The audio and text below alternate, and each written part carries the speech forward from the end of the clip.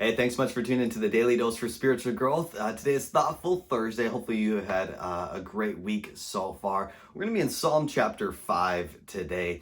And I love David, and I probably say this every day, but I love just how real and honest David is, and really the confidence that he has in the Lord. And it's not like life is perfect for David, it's far from it, just like our lives. But listen to, we're going to read the first 8 verses of Psalm chapter 5. Verse 1, listen to my words, Lord.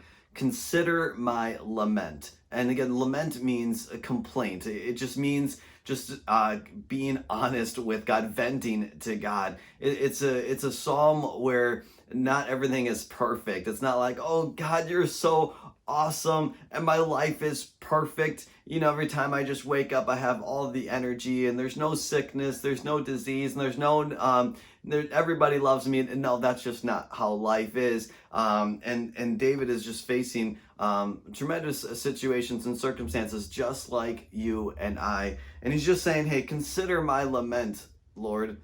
Consider my complaints. Consider my venting towards you. Verse 2, he says, hear my cry for help, my King and my God, for to you I pray. One thing too that we can be challenged with today is that where do we turn to in our lament? Where do we turn to with our complaints? Where do we turn to when we're frustrated? Do we turn to other people, which is not necessarily a bad thing, but are we turning to people before we turn to God?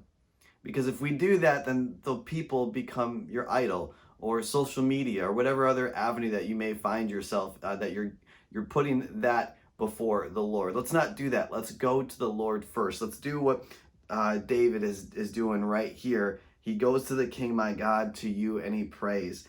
In the morning, Lord, you hear my voice. In the morning, I lay my requests before you and wait expectantly. That verse right there, man, we could spend a few minutes right there. I just want to highlight, how do you start your day? I think it's so important that you start your day with going to the Lord, and then also with expectancy, knowing that God is going to do what he can do. He can do the supernatural. We serve a miracle working God. So let's start our day off with him, not with the news, not with TV, not with whatever else.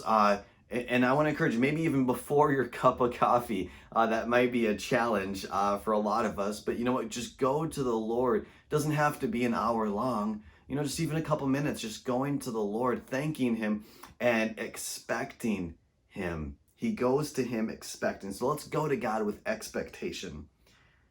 Verse 4, for you are not a God who is pleased with wickedness. With you, evil people are not welcome. The arrogant cannot stand in your presence.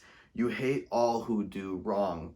You destroy those who tell lies. The bloodthirsty and deceitful, you, Lord, detest. But I, by your great love, can come into your house in reverence. I bow down toward your holy temple. Lead me, Lord, in your righteousness because of my enemies. Make your way straight before me.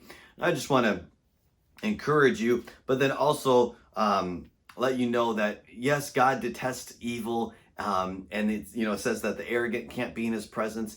We're imperfect, right? We can't earn our way to be into God's presence. There's nothing that we have to clean up our life and then go to God. We can go to God just the way we are. But what David is challenging us, and he's challenging himself, is just saying, hey, but out of your great love, and it's because of Jesus now that we have that the ultimate price and the ultimate atonement, that he sacrificed his son for us, gives us access to the Father.